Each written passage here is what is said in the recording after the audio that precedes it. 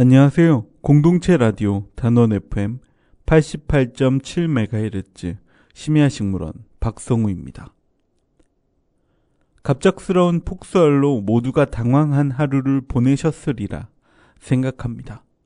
아직 눈이 녹지 않고 있어서 운전자분들도 조심하셔야 하고, 워낙 눈이 많이 쌓이고 녹지 않았기 때문에 보행자분들도 역시 조심하셔야 될 것 같습니다. 특히 눈이 밟혀서 이렇게 얼음처럼 이렇게 압축돼서 얼은 곳은 특히 걷는 보행자분들께서 유의하셔야 하고, 하루 종일 또 미끄러지지 않기 위해서 이렇게 긴장하면서 걷기 때문에 집에 가셔서 가벼운 스트레칭과 찜질을 통해 뭉친 근육을 풀어주셔야 합니다. 갑작스러운 폭설로 인해서 건강에 꼭 유의해 주셔야 되는데, 이동 시에 꼭 안전하게 좀 주의를 살피시면서 넘어지지 않게 조심히 잘 이동하셔야 될 것 같습니다. 수요일 새벽부터 내린 첫눈이 근래에는 좀 보기 힘든 폭설로 내리니까 그냥 이상기후 때문이겠거니 했는데, 바다의 온도가 많이 올라간 탓에 내린 폭설이라고 합니다. 이번 겨울에는 이런 일이 좀 자주 일어날 것 같다고 합니다. 자주 반복될 것 같으니까 갑자기 찾아오는 눈폭탄 주의하셔야 될 것 같습니다. 거리에 좀 눈을 치우면서 최근에 이렇게 단시간에 많은 눈이 내린 적이 있나? 이렇게 많이 쌓인 눈을 본 적이 언제지? 이렇게 생각했었는데, 아마 첫눈이 폭설로 중부지방에 이렇게 많이 내린 것은 처음인 것 같아요. BBC의 국내 뉴스, 인터넷 뉴스를 보니까 117년 만에 최대의 폭설이라고 합니다. 도로는 제설이 많이 이루어진 상태이긴 한데, 작은 골목골목이나 아니면 횡단보도, 이렇게 보행자들이 걸어야 되는 구간들은 조금 아직 눈이 많이 쌓여 있기 때문에 각별히 주의하셔야 할 테고, 강변이나 천변을 걷는 분들은 쌓인 눈이 길이 아닌지 오인하는 일 없도록 조심히 걷는 것 꼭 주의하셔야 될 것 같습니다. 12월 마지막 날 눈 쌓인 거리를 보면서 눈이 올 때 제가 꼭 듣는 노래가 하나 있어요. 그 노래 하나 듣고 오겠습니다. 자이언티의 눈.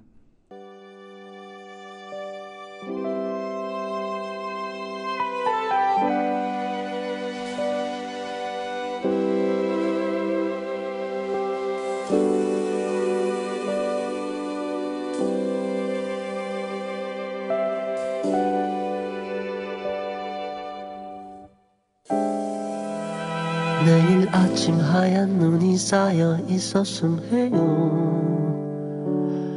그럼 따뜻한 차를 한 잔 내려드릴게요.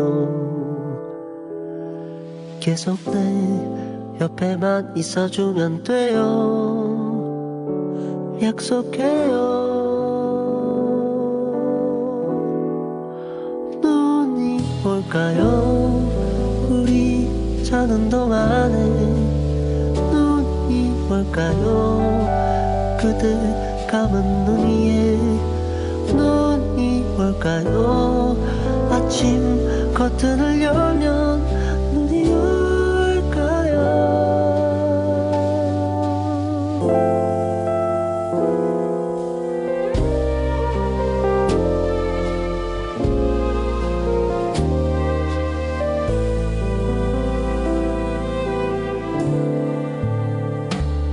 서두르지 마요. 못다한 얘기가 있어요.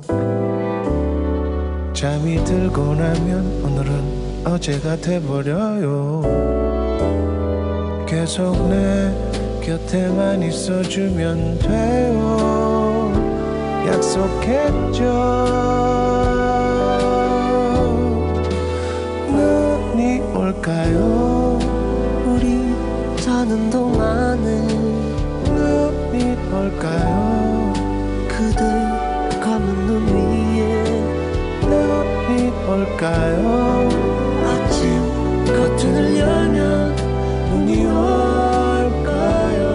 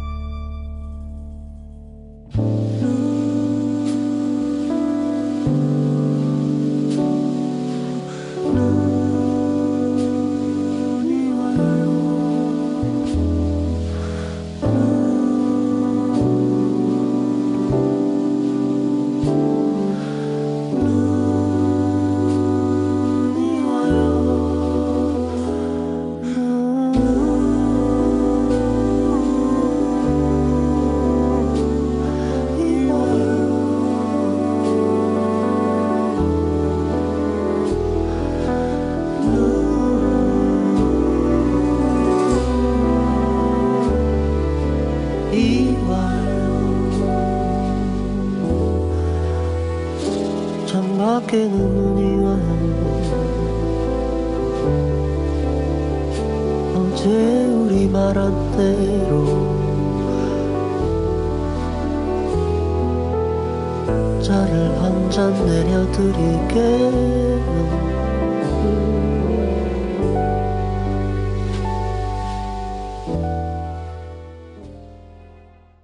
노래 듣고 왔습니다.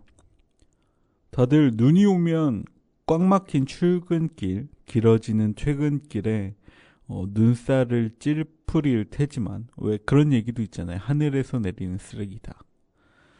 서울로 저도 한 3-4시간씩 출근하던 시절이 있었고 지금에도 눈이 오면 저는 그 출근하던 시절에도 그리고 지금도 눈을 치워야 하는 때에도 저는 사실 첫눈을 보면 그리고 눈을 보면 사실 아직도 좋아합니다. 다들 하늘에서 내리는 쓰레기다 하지만 저는 그래도 눈이 좋아요. 눈 내리면 갑자기 따뜻해지기도 하고 내리는 게 또 이쁘기도 하고 아직 철이 덜 든 것 같다는 생각을 하는데 눈이 하늘에서 한방눈이 내려오면 깃털처럼 이렇게 좌우 반동을 하면서 천천히 떨어지잖아요. 그런 한방눈을 보면 하늘에서 쏟아지는 깃털 같기도 하고 어렸을 때 디즈니 애니메이션 같은 거 보면 베개 싸움을 하잖아요. 깃털 베개로.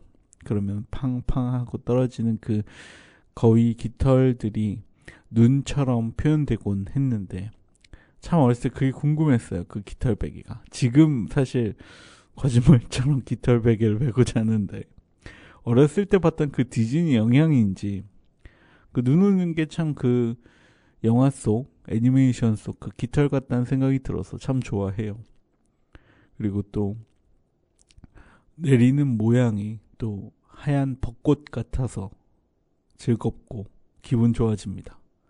아무도 밟지 않은 하얀 눈을 먼저 밟는 일이나 깊은 밤 달빛에 비춰진 밝아진 눈 덮인 새하얀 거리를 걷는 일, 새벽에 내린 쌓인 눈을 치우면서 이웃집 눈 조금 치워주고 혼자 뿌듯해지면서 붉어진 체온을 따뜻한 물로 씻어내리는 그 시간. 그런 시간들이 겹쳐서 저는 참 눈을 좋아합니다. 그 눈 오는 거리에서 제가 가게를 했을 때 그 가게에 앉아서 사람들이 지나가는 걸 가만히 쳐다봐요. 가만히 쳐다보면 뒤뚱뒤뚱 걸으면서 빙판을 조심히 걸어가는데 왜 어느 한 2-3월쯤 되면 더 이상 아무리 눈을 치워도 기본적으로 도보가 미끄러질 때 있잖아요. 그럴 때마다 뒤뚱뒤뚱 하면서 조심히 지나가는 그 모습들을 보고 그 가게에 앉아서 따뜻한 커피나 따뜻한 차 마시는 일. 지금도 눈이 오면 그런 시간들이 참 많이 쌓여서 눈이 오면 전 아직도 설레고 기분 좋습니다. 눈을 치우는 일도 좋아하고 눈 위에서 노는 것도 좋아하고. 근데 눈을 좋아하는 제가 요즘 눈 때문에 조금 곤욕을 치르고 있어요. 겔라 가드닝으로 양귀비 씨앗과 겔라 가드닝을 조성을 앞두고 있는데 원래 진행됐어야 됐는데 날씨가 좀 따뜻해져서 아슬아슬하게 마지막으로 식물을 혹시 심을 수 있지 않을까 봤더니 다 10도 안팎으로 왔다 갔다 하던데 이 정도면 괜찮을 것 같다 싶었는데 눈이 와버리는 바람에 거래처 농장에 있던 식물들도 다 서리를 맞고 한번 눈이 내린 땅은 온도가 많이 떨어지기 때문에 더 이상 식물을 심을 수가 없어서 마지막에 기회까지 놓쳐버려서 더 이상 이제 눈 덮인 땅에 씨앗을 뿌리는 것도 어렵기 때문에 아무래도 좀 마지막 기회를 좀 날린 상황이어서 참 곤욕을 치르고 있어요. 그래도 뭐 아쉽고 곤란하긴 한데 뭐 어쩌겠나 방법을 찾아보자 하고 있던 요즘입니다. 특히 저한테 겨울은 또 겨울이 다가올수록 저는 참 힘든 계절이다 싶어요. 눈은 참 좋아하지만 겨울이 되면 직업 특성상 식물을 교육하거나 정원을 만드는 제 일의 특성상 눈이 오면 일거리가 뚝 떨어져요. 더 이상 식물을 심을 수 없기 때문에. 그래서 반백수 상태로 겨울을 나야 해요. 항상. 그래서 일거리가 없어서 좀 빈손만을 쳐다보고 있어야 합니다. 겨울 동안은. 특히 겨울이 다가올수록 참 그게 어려워요. 그래서 봄, 여름 때 좀 열심히 벌어놔야 되는데 또 그것도 또 여의치 않잖아요. 그래서 그럴 땐 참 곤란합니다. 근데 그걸 또 10년 넘게 반복했는데 이게 무뎌질 때도 됐는데 무뎌지지가 않아요. 참 어려운 일인 것 같아요. 차가운 바람이 불면 불현듯 긴장감과 함께 그 겨울 동안 10년치의 힘듦, 어려움들이 머리로 스쳐 지나가면서 두렵다. 이런 생각이 들어요, 사실. 그래서 가장 가을과 겨울을 좋아하지만 또 두려워하기도 합니다. 어제 인터넷에 글을 하나 봤는데 갑자기 내린 폭설로 이틀간 배달 일을 하지 못하는 배달 노동자의 글을 하나 보았습니다. 폭설로 이틀간 일을 못해 이번 달 월세가 막막하다는 이야기입니다. 그러고선 이런저런 배달 일에 대한 힘듦을 토로하는 글이었는데 생각보다 많은 분들이 같은 감정을 공유하는 듯 했어요. 참 어려운 요즘이구나. 참 겨울이 힘든 사람들이 많구나 하는 그런 감정이 들었습니다. 그럴 때마다 느끼는 건 식물이나 나무들처럼 추운 겨울 잠시 숨을 멈추고 시간이 흘러가면 어떨까? 다시 따뜻한 온기가 둘러싸이면 다시 숨을 몰아쉬면 어떨까? 나만 놔두고 시간이 그냥 흘러갔으면 좋겠다. 힘든 시간이 다 지난 뒤에 다시 번쩍하고 눈을 떠서 바쁘게 힘차게 살아보면 어떨까? 그런 망상을 했습니다. 나도 땅 밑에 심겨졌으면 좋겠다. 그런 생각을 했습니다.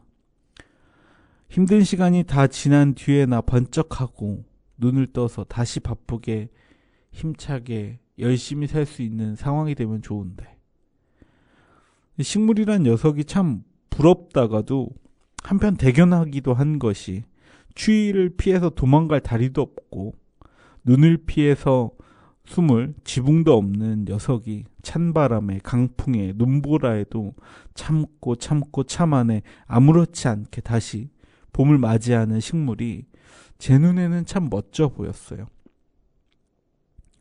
자기 이해나 고민, 후회, 자기 혐오 그런 거 없이 그저 그냥 아무렇지 않다는 듯 계절을 지나 보내는 식물이 참 닮고 싶은 모습을 하고 있습니다. 게릴라 가드닝으로 꽃 양귀비 씨를 나눴는데 가을철 10월에서 11월에 파종하는 꽃 양귀비는 긴 겨울 속에서 얼었다 녹았다를 반복해야 다음 해 5월에 꽃이 피는 양귀비는 고난과 고통을 겪어야만 꽃을 피웁니다. 열매가 맺혀 끝나는 것도 아니고 다시 씨앗이 되어 얼고 녹기를 반복합니다. 구도자나 수행자처럼 고난을 반복해야만 꽃을 피웁니다.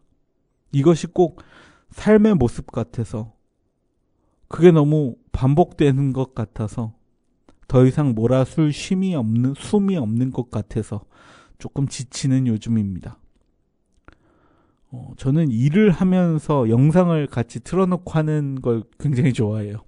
물론 이제 다 유튜브가 발명된 이래로 모두가 좋아하는 일일 텐데 그 스트리밍 서비스를 틀어놓고 서류 작업을 하거나 디자인 작업을 하는 걸 좋아하는데 가끔 되게 재미있는 다큐들이 많아요. 그 중에 다이버에 관한 다큐를 봤어요. 깊은 바닷속을 산소통 없이 맨몸으로 하염없이 내려가는 프리다이버에 관한 이야기였는데 무호흡 다이빙이 가장 어려운 점은 숨참기라고 하더라고요. 숨을 못 참겠으면 수중으로 올라와 숨을 쉬어야 하는데, 근데 또 너무 깊이 내려가면 올라오는 시간이 걸리기 때문에 그 탓에 사망에 이르기도 하고 블랙아웃이 돼서 기절하기도 한답니다. 그래서 굉장히 위험한 요소인 숨참기는 프리다이버가 가장 오랫동안 훈련하는 능력이라고 합니다. 알맞게 숨을 쉬는 것, 조금씩 들이마시는 것, 평정심을 유지하는 것. 숨참기에는 다양한 능력이 필요하지만 그중 숨참기에 가장 어려운 것은 숨이 넘어갈 것 같은 감각이라고 합니다. 들이마신 숨이 다 돼 더 이상 숨을 참을 수 없어 숨을 토해낼 거라는 압박감. 죽음 직전의 감각, 점점 멀어지는 수면, 숨을 참기 어려워질 때 마주하는 죽음의 감각. 그것이 프리다이버에게 가장 위험한 블랙아웃을 만들어낸다고 합니다. 그래서 무호흡 다이빙은 숨을 참는 훈련에서 숨이 넘어갈 것 같은 최고의 고비를 견뎌내는 훈련을 한다고 하는데, 그 숨이 넘어가는 고비를 넘어서면 그제서야 긴 무호흡을 할 수 있다고 합니다. 그렇게 보면 가장 필요한 것은 평정심, 결국 숨이 넘어가지 않고 숨을 계속해서 참을 수 있다는 경험이, 그 경험이 쌓인 경험에서 만들어내는 믿음. 이 순간이 지나갈 것이라는 확신이 숨을 참아내게 만들어준다 합니다. 숨을 참아내는 것 또한 그 고통을 겪어내야만 숨을 참을 수 있다는 믿음으로 흔들리는 요동치는 마음을 잠재울 수 있다고 합니다. 개인적으로 올해는 정말 하나부터 열까지 좀 순탄하게 지나가는 일 없이 하나하나 다 막혔어요. 그래서 좀 답답한 시간들을 개인적으로는 보내고 있는데, 어느 순간부터 숨을 참고 걷는 것처럼, 그냥 매일매일 숨을 참고 있는 것처럼 약간 먹먹하고 답답한 그런 일들이 계속 반복되더라고요. 꼭 아침에 일어날 때마다 마지막 숨을 들이마신 것처럼 이렇게 먹먹한 그런 순간들의 연속이었어요. 이 숨을 끝으로 물 위로 오를지, 겪어내고 더 깊은 바닷속을 탐험할지, 그런 고민을 하고 있는 분들이 저 말고도 많을 것 같습니다. 반복되는 겨울은, 차가운 바다는, 갑자기 내린 폭설은 우리의 인내를 끊임없이 묻지만, 우린 발을 뗄지 수면 위로 오를지 고민만 하고 있습니다. 길 잃은 우리에게 숨을 참는 법을 잠시 잊은 우리에게 노래 한 곡 듣고 오겠습니다. 아이유 러브 포엠.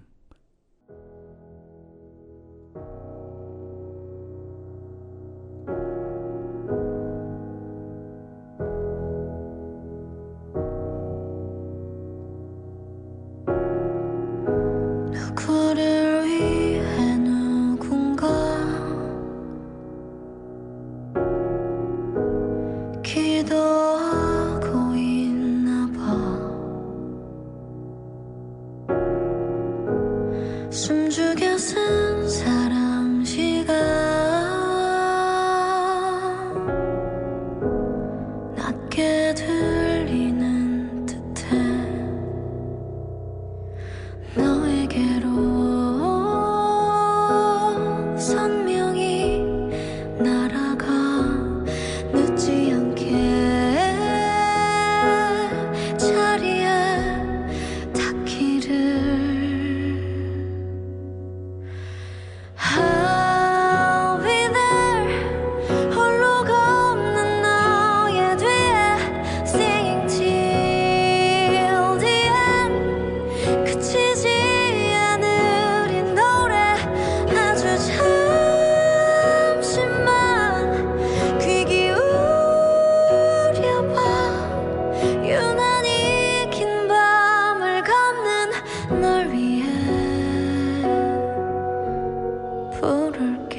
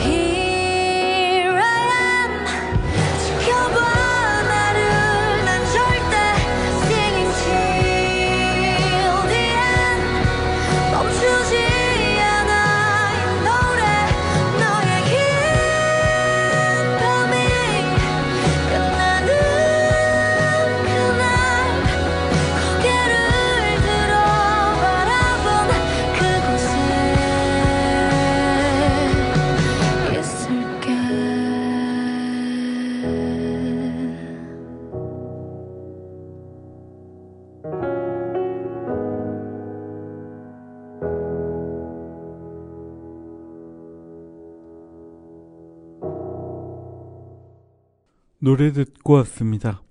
아이유의 러브 포엠은 한 2번 틀었었나? 전 제법 자주 트는 노래라고 생각했는데 아마 많이 들은 노래여서 그런 것 같아요. 방황하는 사람에게 해주는 이야기 같아서, 꼭 나를 지켜보던 누군가가 내게 해주는 이야기 같아서, 누군가에게는 꼭 해주고 싶은 이야기를 대신 해주는 것 같아서 좋아하는 이야기입니다. 우린 아주 먼 미래를 내다볼 수 있는 훈련을 받아왔다고 생각해요. 무언가를 계획하거나 기획하거나 내일 무언가를 할 것, 미래에 무언가를 할 것을 끊임없이 계획하고 그 계획을 위해서 살아왔다고 생각하는데, 뭐 별을 읽거나 굉장히 먼 과거에는 별을 읽는 방법으로 길을 찾았었을 테고, 지금에서야 별 위에 위성을 쏘아서 내가 갈 길을 찾을 테고, 장래를 고민하고 삶을 계획하고 노후를 고민하는 것처럼 먼 미래를 위해서 살아가고 있지 않나, 그런 생각을 합니다. 또 모두가 다 먼 미래를 위해서 살아야 한다고 이야기합니다. 지금 역시 과거가 만들어낸 현재이기에 보다 나은 미래를 위해 고민하고 계획하는 삶은 어쩔 땐 꼭 바다 속에서 숨쉬게 하는 것 같아서 폐에 남은 숨만 생각하다 그 숨 때문에 금세 혼란스럽고 두려워지는 것 같습니다. 결국 바다에 맨몸으로 뛰어드는 이유는 자유롭게 바닷속 깊은 곳의 미지를 탐험하고 즐겁게 놀아보려고 하는 마음인 것 같습니다. 빛나는 산호나 바닷속 신기한 생명들, 물의 움직임, 빛에서 하늘에 빛이 내려오는 그 찰랑거림, 그리고 꼭 우주 속을 유영하는 것 같은 신비감, 이런 즐거움 때문에 프리다이빙이라는 걸 하는 거겠죠.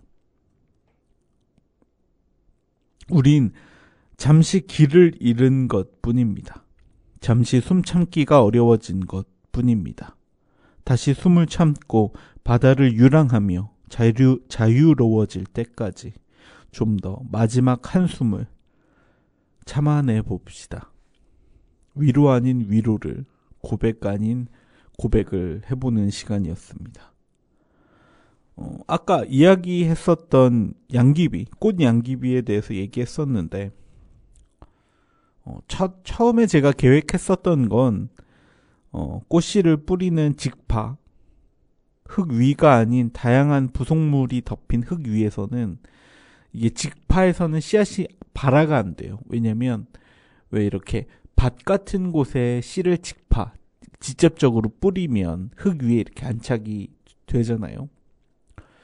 주변에 흙 좀 이렇게 덮어주면. 근데 우리가 흔히 길을 걷는 길가는 사실 뭐 낙엽이나 나뭇가지 이런 것들이 다양하게 쌓여 있어서 토양 속 깊이 씨앗이 들어가는 일이 잘 없어요.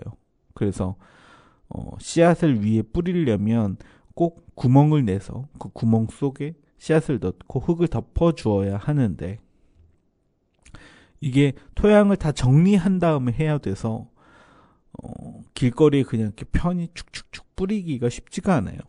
그래서 도심에서 정원을 만드는 게릴라 가드닝은 토양을 정리할 시간이 없기 때문에 새로운 방법을 만들어냈는데, 그게 시드밤입니다. 우리말로는 씨앗 폭탄이라고 불리는데, 흙을 뭉치거나 뭐 흙 속에 씨앗을 넣고 흙을 점토 같은 걸 조금 배합해서 단단하게 만들거나, 혹은 점토를 지점토나 점토 같은 걸 굉장히 얇게 펴서 그 속에 씨앗과 흙을 넣고 돌돌 말아서 말려서 흙 위에 던져두면 비나 눈을 맞고 천천히 녹아서 씨앗이 토양 위로 이렇게 천천히 그 지점토나 그 점토가 녹기 때문에 그 안에 있는 흙과 씨앗이 자연스럽게 시간이 지남에 따라서 흘러나오는 그런 방법입니다. 생각보다 만드는 게 굉장히 재밌어요. 그래서 체험이나 아니면 아이들이 함께하는 프로그램, 시간이 없을 때 게릴라 가드닝 체험을 해야 되거나 프로그램을 진행해야 할 때 꼭 하는 것이고, 또 이제 씨앗을 뿌리는 행위가 그냥 단순한 반복 노동이 아니고 좀 재미있는 과정이 되기 때문에 약간 놀이로서, 프로그램으로서, 컨텐츠로서 즐거움이 있어서 자주 쓰는 방법인데, 이번에는 10월부터 11월까지 프로그램을 진행했어야 됐었는데 마침 딱 10월부터 11월까지 파종이 가능한 꽃 양귀비 씨앗이 있어서 꽃 양귀비 씨앗으로 해야겠다, 그렇게 생각하고 씨앗을 구매하려고 막 수소문을 했어요. 근데 이게 생각보다 구하기가 어렵더라고요. 이게 안산시 지원 사업을 통해서 만드는 것이기 때문에 안산에서 구입하기라는 미션이 있었어요. 그래서 안산에서 씨앗을 구할 수 있는 방법을 막 이렇게 찾아보았다, 이런 이야기인데 생각보다 구하기가 어렵더라고요. 지원 사업을 통해서 만들기 때문에 단서가 달려있긴 했지만 씨앗이라는 게 그렇게까지 구하기 힘들까? 한 번도 씨앗을 구하기 힘들다는 생각을 저는 이 일을 해오면서 사실 한 번도 해본 적이 없어요. 씨앗이 구하기가 힘들어? 왜? 근데 그냥 결론만 이야기하자면 3일이면 쿠팡을 통해서 인터넷 배달을 통해서 구할 수 있는 씨앗을 2주가 넘게 걸려 구했어요. 꽃 양귀비 씨를 2주가 넘게 걸려서 구매한 이야기에 대해서 한번 얘기해 볼 건데, 왜 그렇게 됐냐면 이게 원래 제가 수원에 살았는데 수원에는 원예 그러니까 종묘사도 있고 원예 자재상도 있고 그런 것들이 많았어요. 지금 몇 개 안 남았지만 그래도 있긴 있어요. 자주 사러 가는.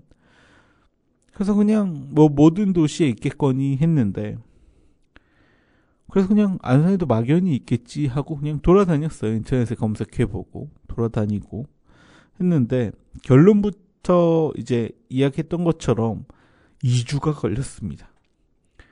왜 그랬냐면 안산에 있는 종묘사를 검색했는데 대충 전화가 아예 안 되거나 다른 곳이거나 이런 데를 제외하고 한 5곳 정도를 찾아서 가봤는데 이게 한 군데도 문을 안 열었더라고요. 그래서 대부도까지 갔는데 이게 잠깐 그날만 안 계셨던 건지 아예 간판이 바뀐 데도 있었고, 과반수는 없어진 곳이었어요. 그러면 이제 두 번째 방법이 있는데 원예자재, 그러니까 원예의 재료를 판매하는 원예자재 상인데 이게 인터넷에 검색되는 데를 찾아서 가보니까 또 원예자재도 대부분 없어진 상태거나 아니면 문이 닫아져 있는 상태였어요.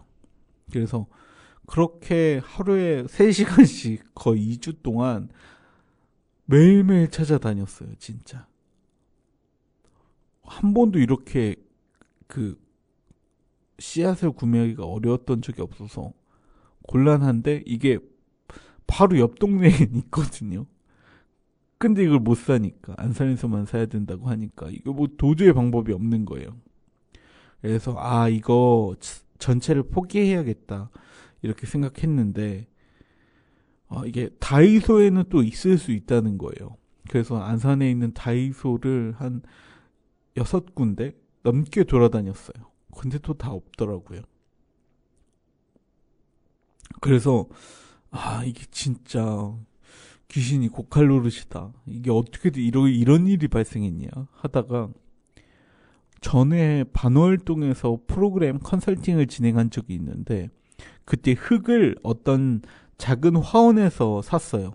작은 화원은 아니고 좀 큰 화원, 난을 파는 곳인데 거기 사장님한테 전화를 했어요. 사장님, 저 전에 흙 샀던 사람인데요, 혹시 양귀비 씨앗을 좀 구해야 되는데 어떻게 해야 될까요? 이랬더니 사장님이 추천해 주신 곳이 농협지원센터였어요. 거기도 또 반월이라는 붙은 곳인데, 반월 농협 농업지원센터였는데 자원지원과 이런 곳이었는데 그곳에서 이제 농협지원과 직원분들이 막 여기저기 전화해서 수소문 해주시고 막 여기저기 찾다가 결국 찾아서 원래 구매해야 되는 2kg의 씨앗 중에 딱 1kg만 겨우 구했어요. 그래서 씨앗 시드밤을 만들었습니다. 참 3일과 2주 15일 넘게 차이 나는 이 시간이 무엇 때문에 이렇게 만들어졌을까? 어떤 시간이 이렇게 어려움을 만들어냈을까? 참 고민해봤어요. 근데 생각해보니까 어떤 기점을 지나서부터 대부분 그 정원을 만들 때 쓰는 거든 아니면 공간 장식할 때 쓰는 재료를 일정량 이상 다 인터넷에서 구매하더라고요. 제가 뭐 꽃이나 식물 같은 건 꼭 그 직접 가서 실물을 보고 구입하긴 하지만 이외의 자재들 흙벽돌 뭐 철제 구조물 뭐 구조물에 쓰는 거 뭐 견적받거나 이런 거 대부분 다 인터넷으로 하고 있었구나 이런 생각이 들더라고요. 전에는 사실 인터넷으로 그냥 주소만 찾아보고 번호만 좀 보고 가지 대부분 다 직접 갔었는데 요즘은 오히려 다 인터넷으로 해결하고 인터넷이 아니면 또 해결하기가 어려운 부분도 있어요. 그래서 그 씨앗을 구하는 그 동안 마치 인터넷 세상을 강제로 끊긴 원시인처럼 살았다 그런 생각이 들었어요. 인터넷 없이는 천둥 벌거숭이다 이런 생각도 들어서 조금 우습기도 했고 참 많은 걸 놓치고 사는구나 이런 생각도 했습니다. 참 돌이켜보니까 원래 수원에서도 한 10곳 넘던 종묘상도 있었고 원예자재상도 많았는데 한두 곳만 살아나온 것 같아요.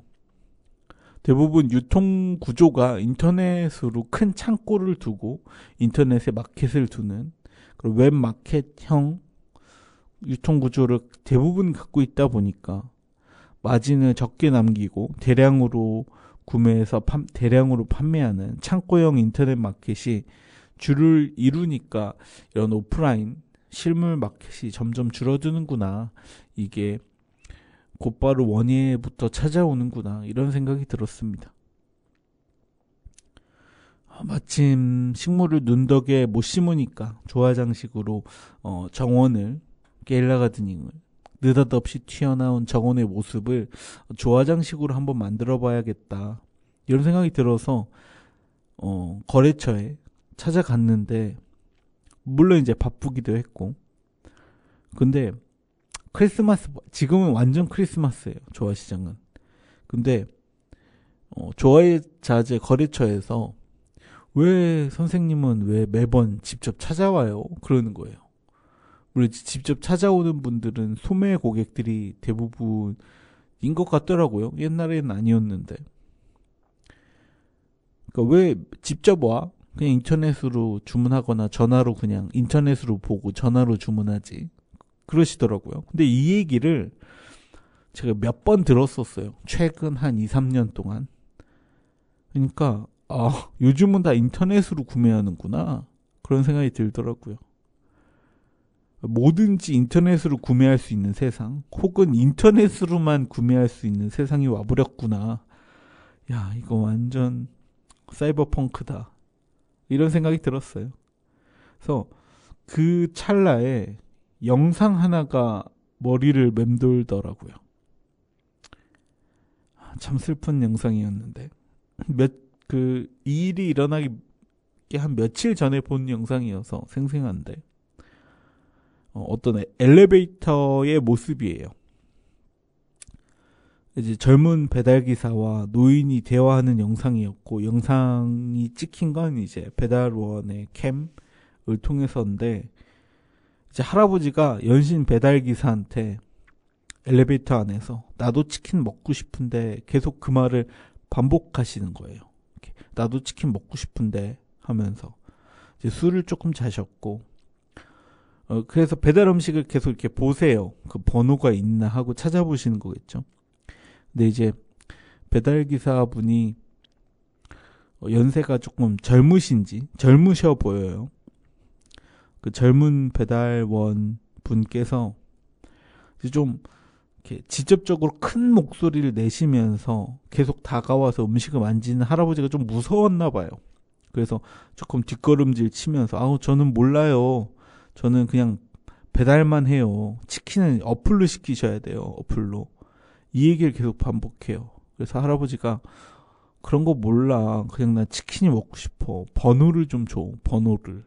계속 그 얘기를 반복하세요. 번호를 달라고. 근데 이제 당황하셨는지 그 번호를 이렇게 보는 게 조금 미숙하셨는지 저도 번호를 볼 수 있는지 없는지는 몰라요. 근데 이제 계속 잘 모르겠어요. 이렇게만 반복해요. 그러니까 그 할아버지는 배달의 민땡 뭐 이런 어플리케이션을 모르시는 거죠. 옛날에는 전화를 하면 먹을 수 있었는데 이제 전화번호부도 안 만드는 지역이 있잖아요. 그러면 치킨을 먹을 수 없겠구나. 그 생각이 들었어요. 어플리케이션으로 모든 업체가 배달을 하니까 어플리케이션을 안 쓰는 사람은 혹은 못 쓰는 사람은 치킨 한 마리도 못 시켜 먹는구나. 아이고야. 그래서 결국 그 할아버지께서는 드시고 싶으셨던 치킨을 드셨는지 못 드셨는지는 모릅니다. 치킨이 먹고 싶은 할아버지와 종묘사, 원의 자재상, 그리고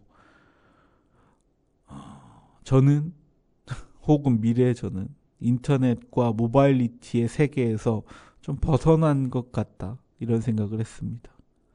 인터넷 세계 속에서 살아가지 못하면 세계 밖으로 추방되는 세계일지도 모르겠다. 현재는. 그래서 그런 생각이 드니까 무섭고 좀 슬프더라고요. 현실과 비현실의 경계가 무너지고 무가치와 가치가 뒤섞인 세계에서 살아남으려고 최선을 다한 오늘, 대한민국은 어느 세계보다 발전된 빠른 성장한 세계입니다. 저성장의 그늘 속에서 우리는 모르고 있지만 세계의 여행을 다니는 유튜버들은 다양한 외국인들을 만나며 한국의 빠름과 모바일 네트워크의 성장세를 한없이 칭찬합니다. 그리고 우린 그를 통해서 알게 됩니다. 그래, 대한민국 정말 빠르고 놀라운 발전의 세계구나. 불과 몇십 년 전 전쟁의 폐허 속에서 누구보다 빠르게 벗어나서 고속 성장을 이어오다 어느새 세계의 중심이 된 한국은 누구나 어느 곳에서나 배달 음식을 먹을 수 있고 전자거래로 주식을 할 수 있고 어떠한 장애 없이 전 세계의 인들과 소통할 수 있는, 산 중턱에서도 전화를 할 수 있는, 외지에서도 와이파이가 터지는 그런 훌륭한 미래 속을 살고 있지만 도심 한가운데서 고독사하고 어플리케이션을 몰라서 치킨을 먹을 수 없는 세계. 씨앗을 구매하는 것에 2주가 걸릴지 모르고 모든 곳에 갈 수 있고 모든 정보가 있지만 정보 없인 어느 곳도 갈 수 없는 세계. 너무 빨리 달리는 세계는 한 걸음 뒤처진 사람을 두고 더욱 빠르게 달려갑니다. 우리의 빠름은 누군가를 뒤로 한 채 달려가고 있습니다. 아마 수십 년 뒤에 저이자 종묘사이자 치킨이 먹고 싶은 할아버지의 이야기일 겁니다. 가상의 세계에선 살지 못하는 사람은 현실에서 사라지는 슬픈 잃어버린 세계라고 느껴졌습니다. 물론 인터넷이 어려운 사람들에게 인터넷을 알려주는 노력은 주변에서 흔히 찾아볼 수 있습니다. 대부분 행정복지센터나 이런 지원센터에서 어르신들에게 모바일과 인터넷을 알려주는 수업도 사실 진행하고 있고, 주변의 자식분들이나 아니면 젊은 분들이 알려드리긴 하지만 변화보다 학습이 느린 건 어쩔 수 없습니다. 너무 많이 빨리 바뀌니까요. 인터넷을 배우면 모바일이 나오고, 모바일이 나오면 인터넷 미디어가 나오고, 그 다음은 뭐가 될지, 뭘 더 배워야 할지 두려움을 느끼고 계신 것 같습니다. 습득할수록 익숙해지는 정보보다 더 빠르게 변하는 세상은 느린 사람들을 두고 떠나는 기분이 들어서 씁쓸했습니다. 저도 이제 교육생분들이 대부분 5, 60대이기 때문에, 그리고 가끔 7, 80대 분들도 계셔서 정원 디자인 수업을 위해서 인터넷 접속 방법, 검색 방법 등을 좀 수업에 넣기도 합니다. 병충해를 검색하는 방법, 병충해를 글로 묘사해서 인터넷으로 검색하는 방법. 그래서 어떤 병인지를 찾아내서 약을 구매하는 방법 같은 걸 이렇게 시리즈로 만들어서 교육하기도 하고, 정원 디자인을 본 방법, 이런 것도 좀 수업 내용에 넣어요. 이제 정원 디자인은 좀 특수성이 있는 게, 정원 디자인은 최대한 많은 디자인을 봐야 해요. 공간을 나누는 분할 방법, 공간의 역할, 공간을 분할하는 이유, 어떻게 공간을 세련되게 분할하는지, 이런 것들을 사실 인터넷을 통해서 보게 되거든요. 이렇게 많이 눈으로 봐야 돼요. 사진 같은 걸로. 그래서 정원 디자인도 굉장히 트렌드가 민감하기 때문에 트렌드도 반영해야 하고, 그리고 식물의 재료를 어떻게 사용하는지, 초화류를 어떻게 사용하는지, 나무를 어떻게 사용하는지, 돌을 어떻게 표현할 건지를, 그런 것도 굉장히 많이 습득해야 하고, 이게 왜 그러냐면 만드는 비용이 너무 높잖아요. 몇 천만 원에서 몇 억. 아무리 작은 게릴라가든지 아무리 작은 단위의 정원을 만들더라도 적어도 5, 600만 원 든단 말이죠. 아무리 기초까지 내려가더라도 300만 원 이상은 든단 말이에요. 그래서 한 번 만드는 기회비용이 너무 높다 보니까 이것을 실습하고 익히고 배우는 과정이 어려울 수밖에 없어요. 그래서 그걸 최대한 시뮬레이션 해서 보는 거죠. 사진으로. 그래서 이런 것들을 많이 인터넷에서 습득할 수 있게, 읽을 수 있게, 공간을 읽고, 디자인의 기초를 읽고, 식물을 어떻게 배열 배치하는지를 읽는 방법을 교육 내용의 대부분을 차지하는데, 이제 검색으로 병충해를 확인하고 인터넷에서 약을 처방하는 방법, 디자인을 보는 방법, 이런 것들이 과거에는 비싼 책으로만 존재했어요. 그래도 10몇 년 전에도 정원 디자인을 15년, 16년, 17년 전에도, 16년 전에도 이게 인터넷으로는 잘 안 나왔어요. 정원 디자인에 그게. 그래서 비싼 잡지를 돈 내고 끊어봤어야 했어요. 외국 잡지를 수입해오는 잡지사에 연락을 해서 등록을 해서 돈을 내고 월 정기 금액을 내고 매달 끊어봤어야 했어요. 아니면 6개월치의 잡지 분량을 돈 내고 사서 그걸 받아보거나. 그래서 요즘에 그 일본의 정원 트렌드는 어떤지 이런 것도 봐야 하고, 가끔씩 그 디자인북이라 그래서 굉장히 고가, 10만 원, 20만 원대에 그것보다 더 비싼 것도 있고, 그런 잡지 책, 그 정원 디자인 책, 기술되어 있는 그 정원 책도 구매해서 봐야 하고. 근데 요즘은 다 공짜죠. 다 인터넷으로 볼 수 있으니까. 너무너무 돈 한 푼 안 들이고 인터넷으로 정원 디자인을 매일매일 올라오는 자료들을 볼 수 있어요. 전 세계의 것들을 그냥 무료로 간편하게. 혁신이죠. 불과 16년, 17년 전만까지만 해도 상상할 수 없었던 게 자연스럽게 일어나니까 혁신이죠. SNS라는 건 참 많은 혁신을 만들어낸 것 같아요. 모바일리티도 그렇고. 근데 그게 어려운 어르신들한테는 더욱 슬퍼지는 거예요. 정보가 다양화할수록, 세분화할수록, 간편하게 정보를 공유할 수 있을수록 어르신들이나 그 정보를 따라오지 못하는 분들에겐 오히려 더 큰 슬픔이겠죠. 내가 섞일 수 없는 세계. 모든 사람들이 현실을 살고 있지만 가상에 모여드는 세계가 그 가상의 옮겨지지 못하는 사람들에게 굉장히 어려움으로 느껴진다고 생각해요. 그러다가 정원 디자인 수업을 듣는 분들이 우연치 않게 7, 80대 분들이 모였던 적이 있어요. 그분들은 이제 거리 화분을 가꾸는 모임이었는데 그 모임 자체가 노인정에서 왔기 때문에 노인정의 구성원들이셔서 그 회관에 모이신 어르신들이 우리도 저 거리 화분을 가꾸고 싶다. 가꿀래. 가르쳐줘. 이래서 7, 80대가 대부분인 구성원인 적이 있어요. 아주 젊은 분들은 60대 후반. 그분들께 이제 병충해에 대해서 교육을 하다가 검색을 해야 되는 이 교육 방법인데 검색하는 방법을 모르셨어요.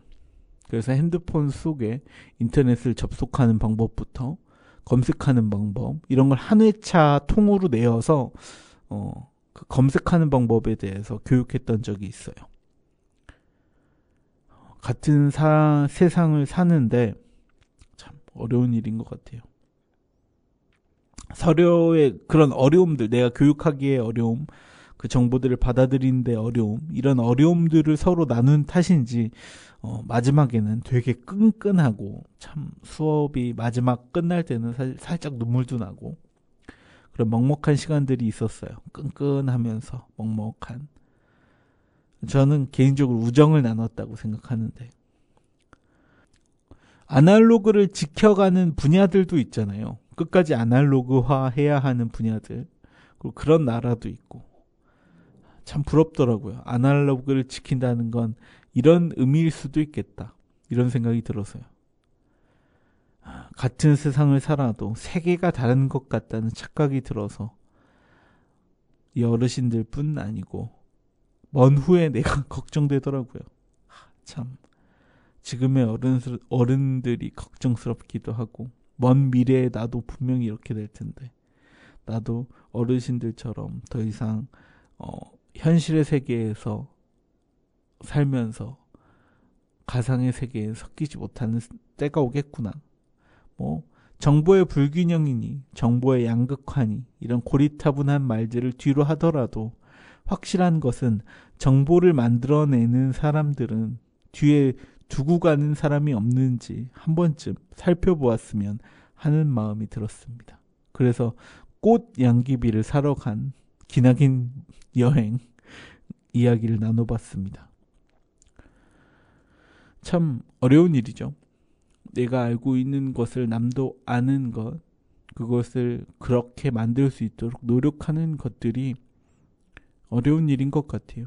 그래서 나부터 그렇게 해보자. 그렇게 할 수 있게 해보자. 이런 생각이 들었습니다. 그래서 제가 만나는 분들은 다양한 분야의 전문가 분들이 많은데 그분들도 역시 저처럼 정보의 불균형 없이 어르신들도 쉽게 이해하고 들을 수 있는 교육 방법들을 선택하시는데 어려운 것 같아요. 또 이런 거 있잖아요. 인터넷을 배우지 못한 할아버지 할머니들이 유튜브를 바로 접해서 모바일리티를 익히는 것, 약간 퀀텀 점프를 해서 너무나도 발전된 과학은 또 유저를 그 사용자를 굉장히 편하게 만들어주는 부분도 있기 때문에 조금 더 과학의 발전을 기대해 보기도 하고 혹은 또 그 속에서 누가 지쳐져 있진 않을까 이런 생각도 듭니다. 참 씨앗사러 대부도에 있는 종묘상을 갔는데 갔었다고 했었잖아요. 위에 그 양귀비 씨앗을 파는 그러니까 종묘상이 대부도에 있다고 하길래 대부도까지 갔어요. 찾다. 근데 막히는 도로 때문인지 못 찾겠더라고요. 아무리 주소지로 가도 그냥 헛돌기만 하고 없는 거예요. 그래서 뜻밖의 대부도 대탐험을 했어요. 그래서 겨울 바다를 그냥 보게 됐는데 휴게소에 먼저 들렸는데 너무 멋지더라고요. 그 가을 겨울 바다. 그렇게 바쁘게 헤매던 차에 대부도에 갔는데 또 멋진 대부도의 모습을 보니까 또 순간 정말 멋진 자연이다 이런 생각도 하고 대부도에 사는 참 멋있구나 이런 생각도 들었어요. 눈이 많이 와서 당장엔 못 가겠지만 좀 일이 마무리되면 또 대부도 한번 가서 또 거기에 되게 맛있는 칼국수집이 있거든요. 좀 비싸요. 비싼데 그래도 되게 맛있더라고요. 깜짝 놀랐어요. 저 칼국수 별로 안 좋아하는데 그 대부도에 있는 칼국수집 좀 유명한 데라고 하는데 뭐 밖에서 보면 거의 스테이크 하우스예요. 근데 들어가면 칼국수가 메뉴인데 진짜 맛있었어요. 뭐 상호는 말씀 못 드리겠지만 너무 맛있더라고요. 한번 가서 한 그릇 드셔보셨으면 하네요. 그렇게 대부도 여행을 약속해보고 우린 숨을 참아야 하는 계절을 보내고 있을지도 모르겠습니다. 애타는 마지막 숨이 넘어야 그 너머에 봄이 기다리고 있음을 좀 기억해 주셨으면 좋겠습니다. 우리가 지금 이렇게 숨이 차고 더 이상 숨이 넘어갈 것 같을 때 그 시간이 넘어야 그 시간이 지나야만 봄이 오는구나. 꼭 이 시간이 지나면 봄이 오겠구나. 다시 꽃 피겠구나. 벚꽃이 흩날리겠구나. 더운 바람에 시원한 아이스크림 먹으면서 해변가를 걸을 시간이 돌아오겠구나. 그렇게 힘내셔서 겨울을 보내셨으면 좋겠습니다. 오늘은 이렇게 갑자기 찾아온 겨울밤과 겨울 눈과 그리고 우리가 너무 빨리 달린 탓에 남겨질 사람들에 대한 이야기 나눠봤습니다. 노래 듣고 다음 밤에 찾아오겠습니다. 공동체 라디오 단원 FM 88.7MHz 심야식물원 박성우였습니다. 노래는 카더가든 내일의 우리 듣고 다음 밤에 만나겠습니다. 감사합니다.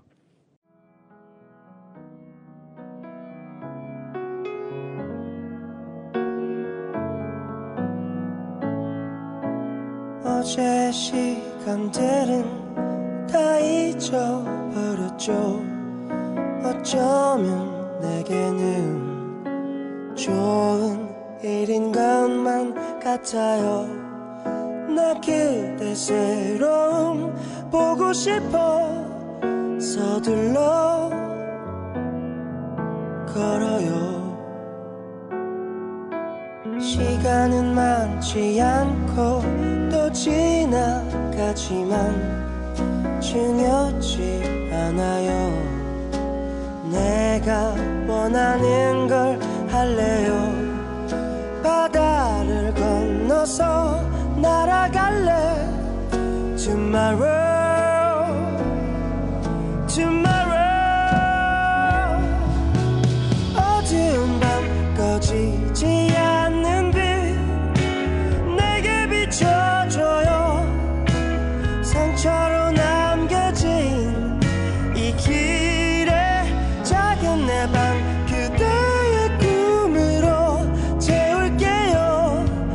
Tomorrow I'll get into your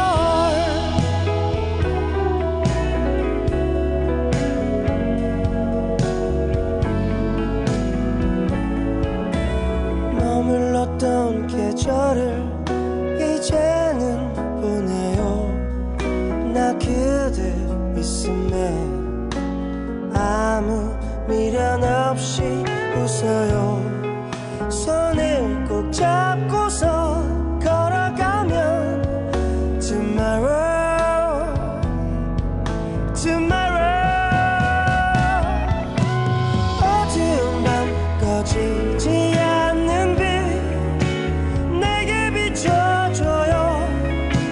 상처로 남겨진 이 길에 작은 내 방 그대의 꿈으로 채울게요. Tomorrow I'll get into your radio.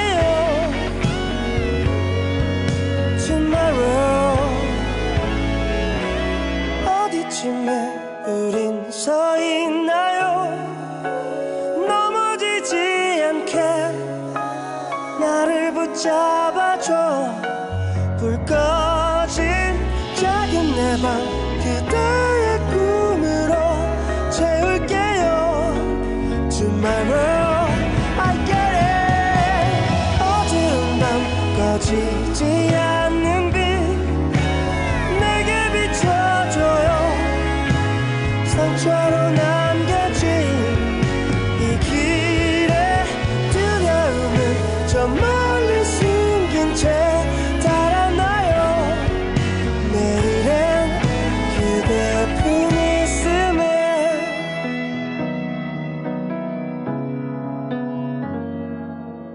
Tomorrow I'll get into your